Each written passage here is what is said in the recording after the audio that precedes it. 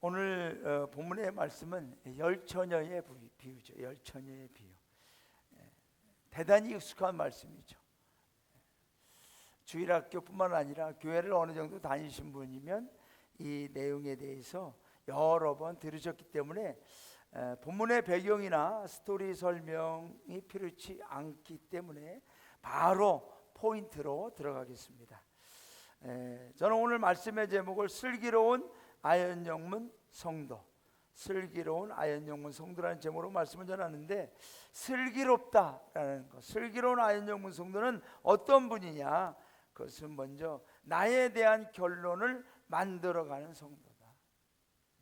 남이 만들어주는 게 아니라 나에 대한 결론을 매일매일 만들어가는 거죠. 우리 1절과 2절 말씀, 그때의 천국은 마치 등을 들고 신랑을 맞으러 나간 열처녀와 같다 하리니 그 중에 5은 미련하고 5은 슬기 있는 자다. 여러분, 우리는 종종 나에 대한 평판을 궁금해합니다. 다른 사람들이 나를 어떻게 생각할까? 우리 찬양대도 찬양을 하시고서 하나님이 우리 찬양을 받으셨을까? 우리 성도님들이 찬양을 통하여 은혜를 받으셨을까 궁금하지 않습니까? 안 궁금한 것 같습니다. 알아서 하시랍니다. 악된 오늘 연주하시고 궁금하지 않습니까? 네, 좀 궁금한 것 같습니다. 저도 설교하고 특별히 저도 목회하면서 우리 아현정문에서 강정길 사관의 목회를 어떻게 평가하실까? 설교에 대해서 어떻게 평가할까? 라고 궁금해하지만 묻지는 않습니다. 그리고 나 자신조차도 나에 대해서도 알고 싶은 마음들이 있을 겁니다. 특별히 요즘에는 나의 자신에 대한 테스트를 하는 방법들이 많아지고 있습니다. 저도 이거를 조금 자료를 찾으려고 인터넷을 보니까 히포크라테스 기질 테스트 12가지. 이게 뭐냐 봤더니 우리 4가지 기질 있죠. 다혈질, 담즙질, 점액질, 또 하나 뭐 있죠? 우울질 이런 거 있잖아요. 그게 이제 또 이렇게 합쳐지고 또 해서 12가지로 기질 테스트가 나오더라고요. 또 성격 테스트 요즘에 많이 하셨습니까? MBTI라는 거. 네. 그 MBTI를 보니까 이건 16가지가 되더라고요. ESTJ, ISTJ, ENTJ, ISFJ 16가지. 저는 안 해봐서 제가 어떤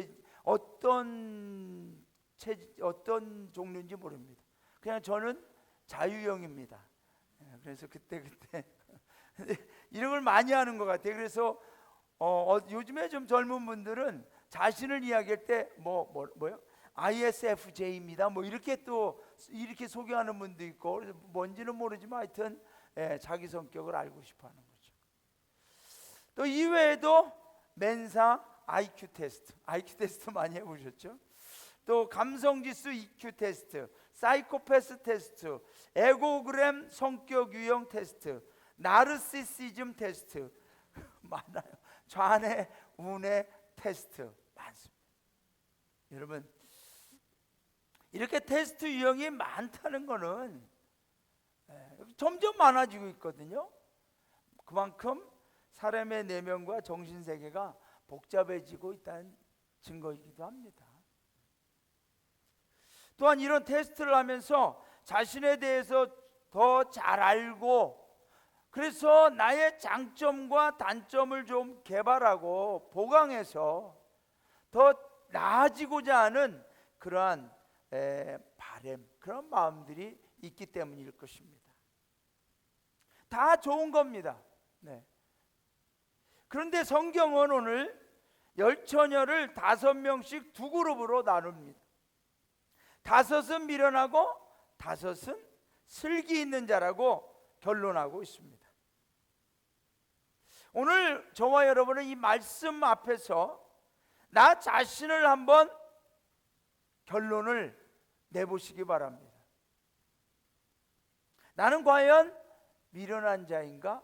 슬기로운 자인가? 내 성격이라든가 기질이라든가 이런 것보다도 과연 성경에서 기준을 세우는 그 테스트에 따라서 나는 과연 어떤 사람인가를 한번 여러분들이 파악해 보시면 좋을 것 같습니다. 성경은 뭐 MBTI 16가지, 히포크라테스 기질 테스트 12가지 이렇게 복잡하지 않아요. 딱 두 가지면 된다는 거죠. 미련한가 지혜로운가. 여러분은 어떻습니까? 여러분, 나는 지혜롭다, 아니면 나는 좀 미련해 보인다. 무엇으로 기준을 삼습니까?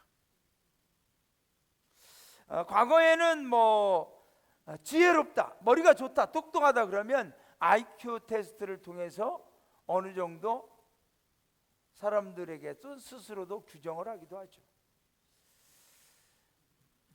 또는 뭐 학교 성적을 가지고 따지기도 했었습니다. 재치와 순발력, 일처리, 대인관계, 그런 걸 통해서 지혜롭다, 미련하다를 구분하기도 합니다. 그래서 우리 부모님들은 자녀들을 좀 더 지혜롭게, 좀 똑똑하게 키우고 싶어서 학원에도 보내고 여러 가지를 개발시켜 주려고 합니다. 그런데 성경은 무엇으로 결정하는가?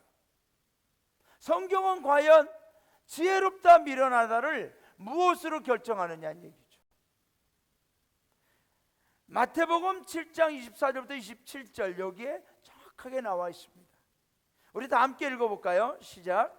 그러므로 누구든지 나의 이 말을 듣고 행하는 자는 그 집을 반석 위에 지은 지혜로운 사람 같으리니 비가 내리고 창수가 나고 바람이 불어 그 집에 부딪히되 무너지지 아니하나니 이는 주초를 반석 위에 놓은 연고요 나의 이 말을 듣고 행치 아니하는 자는 그 집을 모래 위에 지은 어리석은 사람 같으리니 비가 내리고 창수가 나고 바람이 불어 그 집에 부딪힘에 무너져 그 무너짐이 심하니라.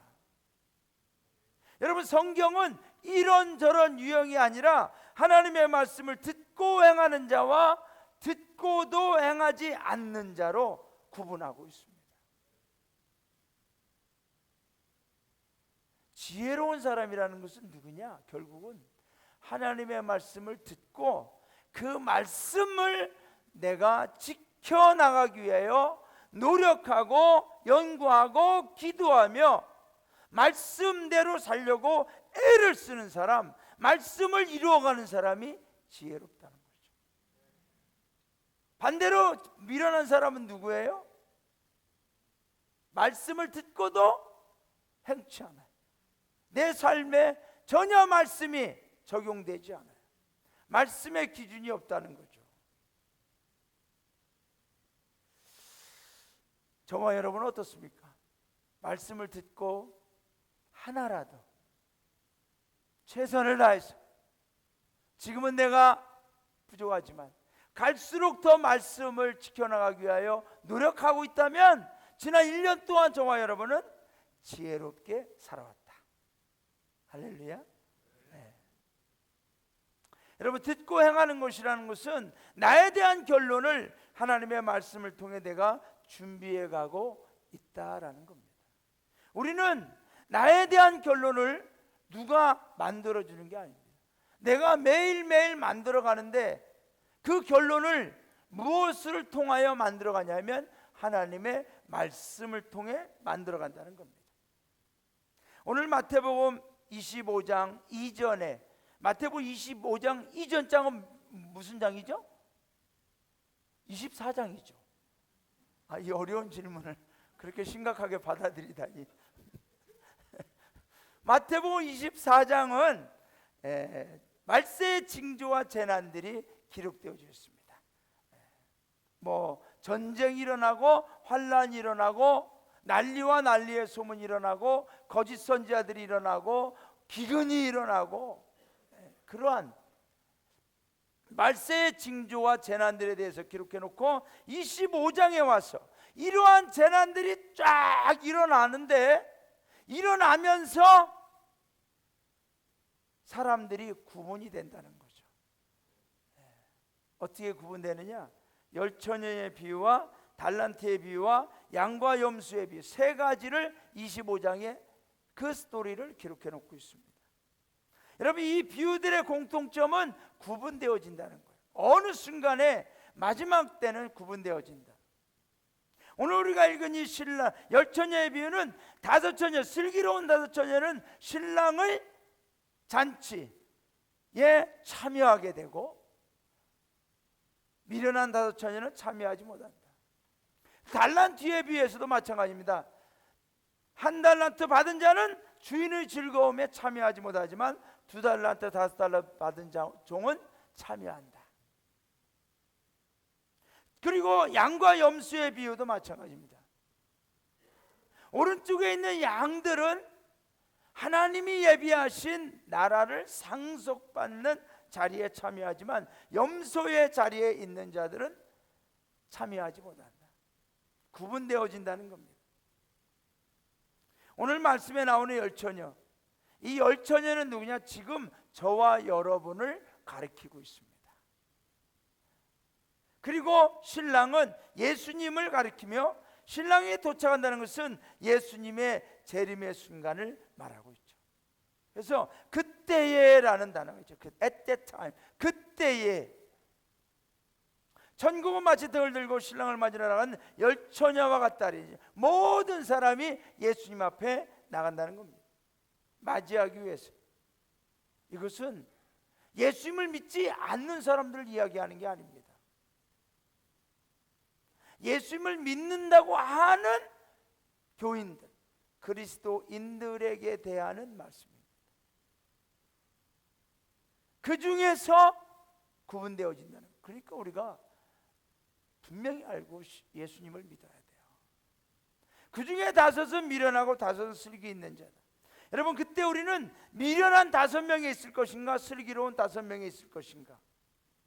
신랑이 온다는 소식을 듣고 믿고 최선을 다해서 신랑을 맞이할 수 있도록 준비하는 슬기로운 5처녀에 있을 것인가? 예수님이 다시 오신다는 하나님의 말씀을 듣고도 전혀 믿음으로 말씀으로 신앙으로 준비하지 않은 내 마음대로 사는 미련한 5처녀에 있을 것인가? 오늘 우리는 그 결론을 만들어가는 기회들을 보내고 있다는 것입니다.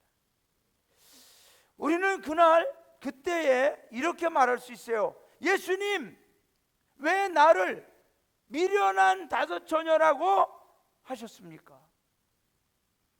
예수님, 왜 나를 악하고 게으른 종으로 인정하십니까?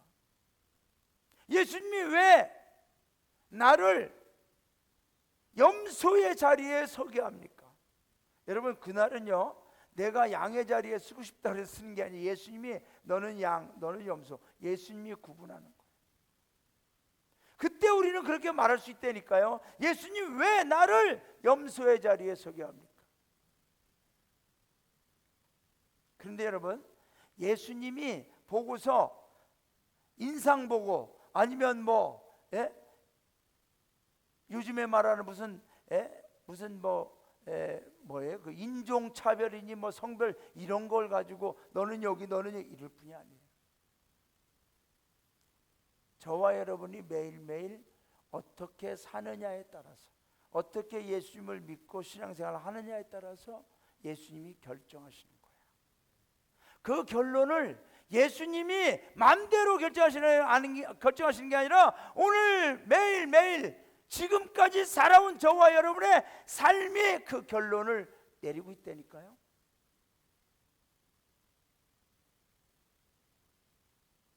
우리는 그날 그 자리에서 후회하며 슬피 울며 이를 갈미 있어도 누가 나를 그렇게 한 게 아니라 내가 매일매일 그렇게 살아온 결론임을 인정하지 않을 수가 없다는 겁니다. 저는 우리 아현영문 성도님들은 미련한 5처녀가 아니라 슬기로운 5처녀로 예수님 다시 오실 때 신랑의 잔치에 참여하듯이 하나님 나라 천국의 잔치에 참여하는 슬기로운 성도님들이 되시기를 주님의 이름으로 축원합니다.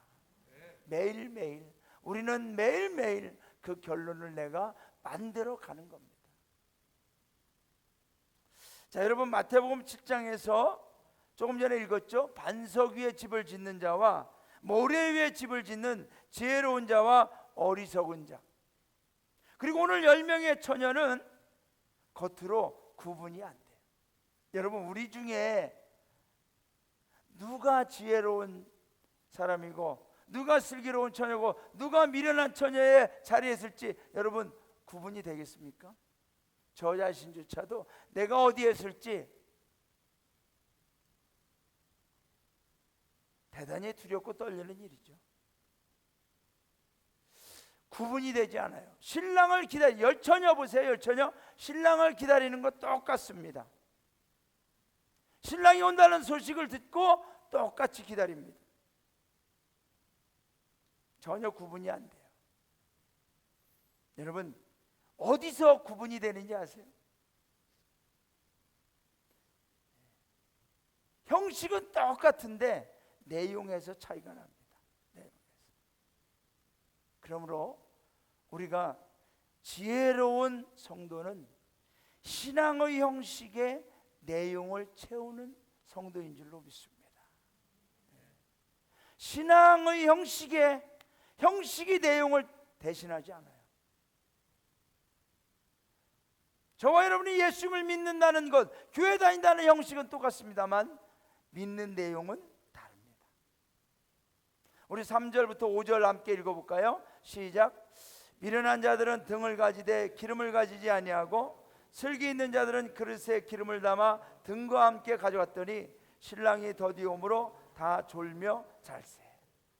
방송실 음향을 조금만 더 줄래요? 조금만 높여주세요. 내가 목이 아파가지고 큰 소리로 안 해도 될 정도로 조금만 더 크게 올려주세요. 네, 고맙습니다. 자, 미련한 자들은 등을 가지되 기름을 가지지 아니하고 슬기 있는 자들은 그릇에 기름을 담아 등과 함께 가져갔더니 신랑이 더디오므로 다 졸며 잘세.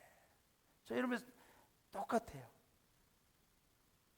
함께 초청을 받았고 함께 기다리고, 슬기로운 자들에게 신랑이 먼저 오고 미련한 자들에게 늦게 온 게 아니라 똑같이 신랑은 예정보다 더디 오고, 그리고 어떻게 나와요?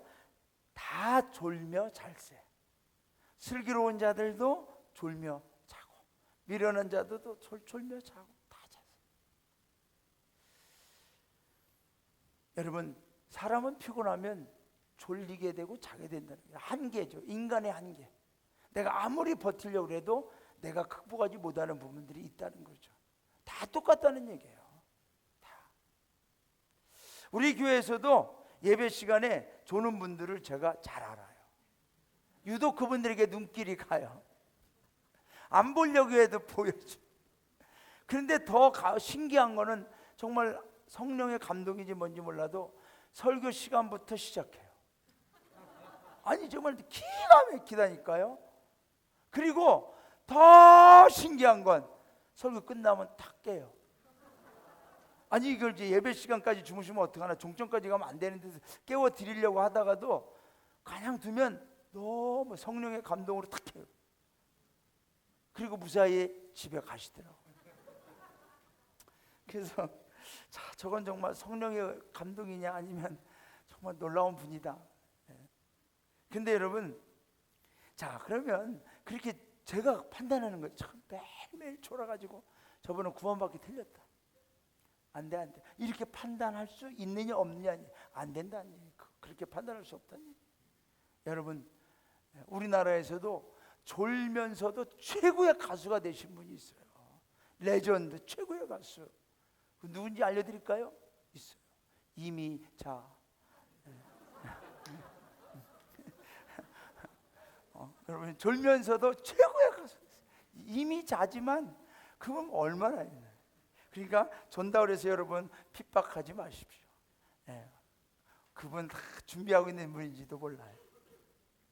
그 무슨 얘기죠? 신앙생활의 외적 형식에는 차이가 없어요. 중요한 건 마태복음 7장에 나오는 반석 위에 집을 짓는 지혜로운 자나 모래 위에 집을 짓는 어리석은 자나 달란트를 받은 종들이나 평소에 작은 선행을 베풀거나 그렇지 않은 사람이나 형식론적 차이에는 차이가 존재하지 않는다. 다 똑같습니다. 본문에 나오는 10명의 처녀들 모두 등을 준비했어요. 그런데 어디서 차이가 나요? 내용에서 차이가 나는 거죠. 지혜로운 다섯 처녀는 기름을 준비했다. 우리가 등은 형식이라고 볼 수 있어요. 기름은 내용이라고 볼 수 있어요. 성경학자들은 이 기름이 뭐냐 여러 가지로 해석하지만 대부분 이 기름은 성령이다. 성령. 그러니까 신앙의 형식 안에 담겨 있어야 할 내용은 성령님이 있어야 된다는 거죠. 오늘도 우리가 예배를 드립니다. 예배라는 형식은 다 똑같습니다. 그죠? 어떤 분은 예배를 잘못 드리고 있거나 뭐 그런 게 아니잖아요. 종종 어떤 분들은 그래요.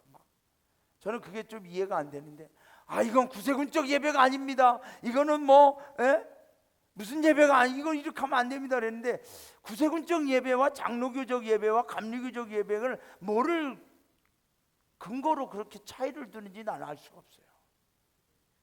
난 벌써 목회를 내가 구세군에서 30년 가까이 하면서도 뭐가 구세군적이고 뭐가 장로교적이고, 장로교인들은 또 우리를 보고 장로교적이 아니야, 저들은 저거 예배 틀린 거야 이렇게 말하는데 나 이해가 안 된다는 얘기죠. 우리가 예배를 드린다고 하는 이 형식은 좀 다를 수도 있어요. 아니 어쩌면 똑같죠 뭐. 그런데 예배라는 형식에 내용이 있어야 된다는 얘기죠. 성령님으로 충만해야 됩니다. 여러분, 우리가 오늘 찬양 불렀습니다. 찬양 가사 하나에 성령의 감동으로 드려져야 되죠. 기도와 간구의 고백의 단어마다 성령님의 감동으로 기도해야 되고, 말씀을 대언하는 데 있어서 저도 이 자리에서 성령의 감동으로 경외심을 가지고 두려움으로 말씀을 전해야 되겠죠. 악대의 연주들도 마찬가지죠. 성령의 감동으로 핑거링 하나까지도 다 성령의 감동으로. 찬양대도 가사 하나, 악음절 하나에 성령의 감동으로. 모든 삶 속에, 모든 예배에, 모든 생활 속에 성령님이 계심으로 성령의 충만함과 성령의 열매들이 우리 신앙의 내용이 되어야 된다는 거죠. 우리가 교회를 다니면서도 신앙생활 하면서도 말씀 없이 신앙생활 하는 거 내용이 없는 거예요. 말씀 따로 나 따로 내용이 없는 거예요. 껍데기만 있는 거죠. 여러분, 내용이 없는 형식은 의미가 없습니다. 형식은 내용이 채워질 때 가치가 나타나는 줄로 믿습니다. 신앙의 내용이 없는 형식은 주님 앞에 설 자리가 없습니다. 그래서 성경은 우리에게 분명히 이렇게 말해줍니다. 마태복음 7장 16절부터 23절 우리 다 함께 읽어볼까요? 시작. 그의 열매로 그들을 알지니 가시나무에서 포도를 또는 엉겅퀴에서 무화과를 따겠느냐?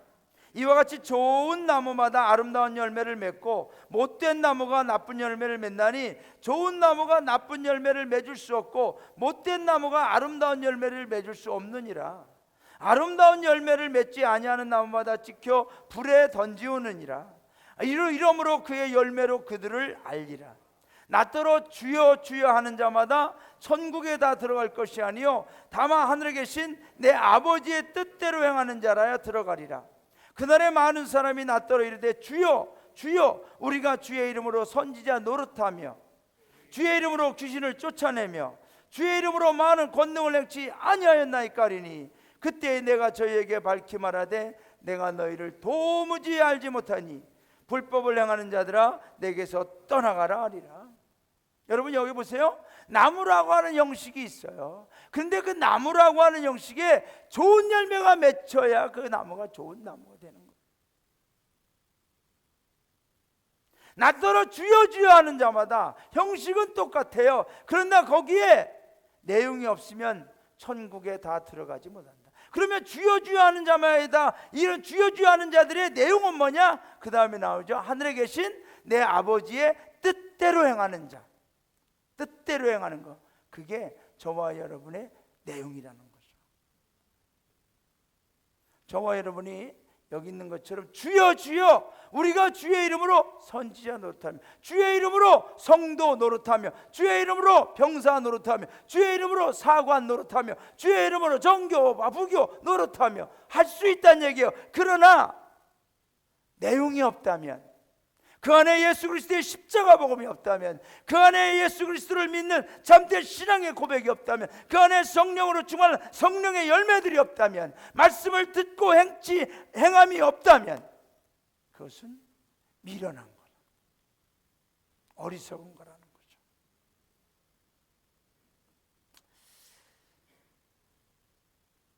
내용이 있는 자와 없는 자는 평소에 차이가 없어 보이지만 위기의 순간에는 차이가 나죠.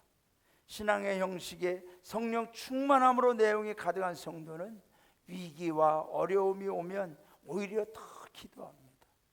더 예배 중심으로, 말씀 중심으로, 예수님 중심으로 살아가게 되죠. 이것이 슬기롭고 지혜로운 성도라는 겁니다.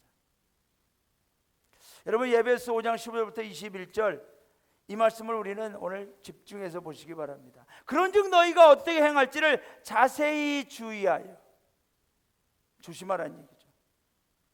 자세히 주의하여 지혜 없는 자같이 하지 말고 오직 지혜 있는 자같이 하여. 어떻게 하면 그러면 지혜 있는 자냐? 세월을 아끼라, 때가 악하니라. 여러분, 때가 악하다는 얘기 뭐예요? 주님이 다시 오실 날이 가까이 오고 있다. 그러니까 세월을 아껴야 된다. 함부로 내가 흥청망청 허공을 잡는 것처럼, 향방 없는 자처럼 매일매일 의미 없는 삶을 사는 거, 세월을 웨이스트, 소비하는 거죠. 때는 점점 악해져 주님이 오실 날이 가까우는데 그렇게 살다가는 미련한 자, 하나님 나라에 갈 수가 없다는 얘기죠. 세월을 아껴야 된다는 거죠.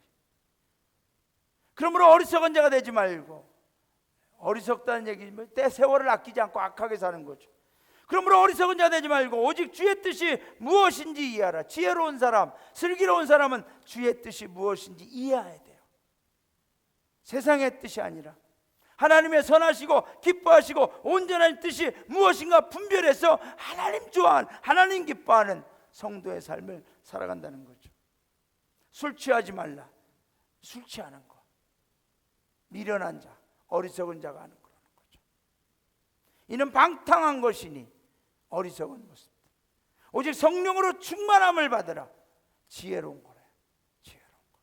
시와 찬송과 신령한 노래들로 서로 화답하며 너희 마음으로 주께 노래하며 찬송하며 범사의 우리 주 예수 그리스도의 이름으로 항상 아버지 하나님께 감사하며 그리스도를 경외함으로 피차 복종하라. 서로 저주라는 얘기예요. 여러분, 왜 성령의 충만함을 사모하고 왜 우리가 하나님 말씀대로 살아야 되느냐? 우리가 주님 다시 오시는 날 주님 앞에 바로 설 준비, 그 결론을 준비하고 살기 때문에, 그 내용을 채워가는 성도이기 때문에 우리는 오늘도 하나님의 말씀을 붙들고 이 대강절 다시 오실 주님을 기대하며 성령의 열매들로 채워나가는 지혜로운 우리 아현영문 성도님들이 되시는 줄로 믿습니다. 마지막입니다. 저도 이 마지막이라는 말 할 때가 제일 좋습니다. 그럼 마지막입니다 하면 우리 성도님들의 눈에 희망이 생겨요. 드디어 지난주에 우리 남기숙사관이 그래요. 여보, 당신 지난주 우리가 정기임명식 있지 않습니까? 지난주에 당신 오늘 설교 너무 은혜롭더라. 짧은데 너무 은혜로워. 짧은데 넓어. 이걸 3번 얘기하더라고. 그러니까 짧게 하라는 얘기인데. 자, 마지막 대강절을 보내는 신앙의 원칙. 슬기로운 성도, 슬기로운 사람은 원칙이 있습니다. 원칙 없이 살지 않아요. 아침에 일어나는 것도 내가 몇 시에 일어나겠다. 다 원칙이 있어요. 자는 것도 마찬가지예요. 기분 좋다고 늦게 자고 기분 나쁘다고 일찍 일어나고 그러는 거 아니라는 거죠. 우리 8절부터 10절 다 함께 읽어볼까요? 시작. 미련한 자들이 슬기 있는 자들에게 이르되 우리 등불이 꺼져가니 너희 기름을 좀 나눠달라 하거늘 슬기 있는 자들이 대답하여 이르되 우리와 너희가 쓰기에 다 부족할까 하노니 차라리 파는 자들에게 가서 너 있을 것을 사라하니 그들이 살아간 사이에 신랑이 오므로 준비하였던 자들은 함께 혼인잔치에 들어가고 문은 닫힌지라. 여러분 여기에 보면 이제 신랑이 왔어요. 신랑이 왔는데 막 신랑이 오는데 저기서 오는데 지금 등불이 꺼져가고 있는 거예요. 어떻게 하겠어요 여러분? 등불이 꺼지면 신랑이 왔을 때 누가 나의 신부인가를 구분할 수가 없다는 얘기예요. 그래서 빨리 기름을 좀 구해야 되는데 없어요. 그래서 기름을 미리 준비한 슬기로운 자들에게 기름을 좀 나눠달라. 그러니까 슬기로운 자들이 말해요. 우리하고 너희가 다 쓰면은 부족하다. 그러니까 차라리 빨리 파는 자들에게 가서 너희 쓸 것을 사라. 그들이 살아간 사이에 신랑이 왔어. 준비하였던 자들은 함께 혼인잔치에 들어가고 문은 닫힌 거예요. 여러분 참고로 우리 제 큰딸 강하은이 1월 14일 날 여기 아현정문에서 결혼식을 합니다. 따로 광고는 하겠지만은 여러분 결혼식을 하는데 저 문을 꽉 닫아놔 봐요. 신부가 못 들어오면 어떻게 되겠어요? 제가 우리 교회에서 하자고 그랬어요. 교회에서. 그래서 여기서 1월 14일 토요일 12시 꼭 기억해 주시기 바랍니다. 자, 진짜입니다. 네, 진짜입니다. 아니 어떻게 딸내미 결혼식을 농담으로 하겠습니까? 자, 나눠달라고 그러니까 안 된다는 거예요. 여러분 슬기로운 처녀들이 좀 인색하지 않습니까? 아니 그걸 좀 어렵더라도 같이 나눠서 좀 버텨봐야지. 그런데 주님이 우리에게 주시는 교훈은 신앙의 믿음과 내용, 하나님께 구원받는 천국은 빌리거나 다른 사람 것을 내 것으로 바꿔치기 하거나 표절할 수 없다는 거예요. 천국은 그렇게 해서 갈 곳이 아니라는 거죠. 가끔 우리가 전도하다 보면 그런 분들 있잖아요. 내 마누라가, 내 와이프가 얼마나 열심히 믿는지 나는 내 와이프 치맛자락만 붙잡으면 같이 갈 수 있습니다. 이런 분들 안 된다는 거죠. 우리 어머니가 얼마나 기도했는데요. 우리 어머니 권사예요, 권사. 이런 분들 많아요. 안 된다는 거죠. 누구도 나를 대신해서 예수를 믿거나 구원받을 수 없다. 구원은 대신 받는 거 아니다. 믿음은 대신 믿어주는 거 아니다. 그래서 시카고 무디 성경학교 총장 조지 스위팅 박사 이런 말 했어요. 하나님에게는 자녀만 있지 손자는 없다. 네? 알죠? 자녀만 있지 손자는 없어요. 누구 뭐 내가 무슨 집안이라고 안 된다는 거죠. 우리 한 사람씩 개인적으로 예수님을 믿음으로 하나님의 자녀가 되는 것입니다. 혈통으로나 육정으로 될 수 없다는 거죠. 오늘 본문의 가르침은 구원, 즉 성령의 충만함과 신앙의 준비는 그 누구도 대신해 줄 수 없다. 매일매일 내가 나의 결론을 만들어가는 것이다. 10절 우리 보면은 그들이 살아간 사이 이 미련한 다섯 처녀가 기름을 할 수 없이 살아갔지만 문은 닫혔습니다. 그 후에 남은 처녀들이 주여 주여 우리에게 열어주십시오. 그런데 안에서 음성이 들립니다. 대답하여 이르되 진실로 너에게 이르노니 내가 너희를 알지 못하노라. 여러분 기회라는 건 지나갑니다. 시간이라는 건 지나갑니다. 세월을 아끼라. 세월 지나갑니다. 쏜살같이 지나갑니다. 지금 젊은이들 보면은 뭐 늦잠 자고 세월이 뭐 그냥 너무 많아서 감당 못하니까 막 잠을 12시까지 자면서 시간을 보내야 되고, 근데 나중에 다 지나가고 나면 후회하는 거죠. 그래서 우리는 지금이 중요합니다. 여러분 대강절을 맞이하여 무엇을 느낍니까? 지금의 중요성, 매일매일 현재의 중요성을 깨달을 수 있기를 바랍니다. 13절에서 결론적으로 말씀합니다. 우리 다 함께 읽어볼까요? 시작. 그런즉 깨어있으나 너희는 그날과 그때를 알지 못하느니라. 여러분 인간의 지식과 정보와 통신기술이 아무리 발달해서 달을 가고 뭐 화성을 가고 해도 절대로 할 수 없는 것, 절대로 알 수 없는 것은 뭐냐? 그날과 그때 우리 예수님이 오시는 날과 시간은 절대로 알 수가 없어요. 그래서 우리는 매일매일 지금 현재가 중요함을 깨닫고 준비해야 된다는 거죠. 고린도후서 6장 1절과 2절 말씀합니다. 우리가 하나님과 함께 일하는 자로서 너희를 권하노니, 사도 바울이 하나님의 일을 하면서 성도들에게 권하는 거예요. 하나님의 은혜를 헛되이 받지 말라. 성도들 중에 하나님의 은혜를 헛되이 받는 성도들이 있다는 거예요. 예수 믿는다고 하면서 형식은 있지만 내용 없이 헛되이 신앙생활, 교회생활하는 분들이 있다는 거예요. 이르시되 내가 은혜 베풀 때에 너에게 듣고 구원의 날에 너를 도왔다. 내가 은혜 베풀 때에 너에게 듣고 네가 은혜 달라고, 도와달라고, 구원해 달라고 할 때 네가 그때 나에게 말할 때 내가 너를 도왔다. 지금이에요, 지금. 그런데 이 기회가 지나간 다음에, 문이 닫힌 다음에 도와주세요, 구원해 주세요 하면 끝난다는 거죠. 지금이 중요하다는 거죠. 지금이 은혜의 때고 구원의 때다. 할렐루야. 여러분, 어떤 남자가 직장에서 강의를 듣습니다. 강사가 막 강의하는데 그 중에 그냥 딱 마음에 꽂히는 게 있어요. 여러분, 세상에서 가장 중요한 금 3개가 있습니다. 뭡니까? 그러니까 황금, 소금, 그리고 뭐죠? 지금. 그래서 이 남자가 너무 감동이 되니까 자기 와이프에게 보냈습니다. 여보, 세상에서 가장 중요한 금 3가지가 뭔지 알아? 황금, 소금, 지금이야. 지금이 중요해. 막 보냈어요. 조금 있다가 와이프가 문자로 다시 회신이 왔어요. 세상에서 가장 중요한 금, 내 생각에는 현금, 지금, 입금.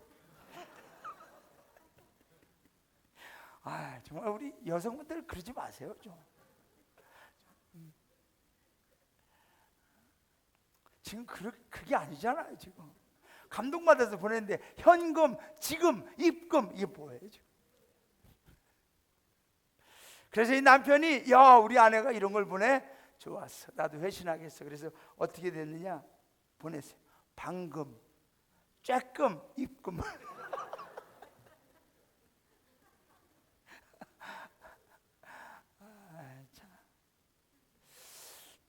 여러분, 우리나라 축구팀이 16강에 갔습니다.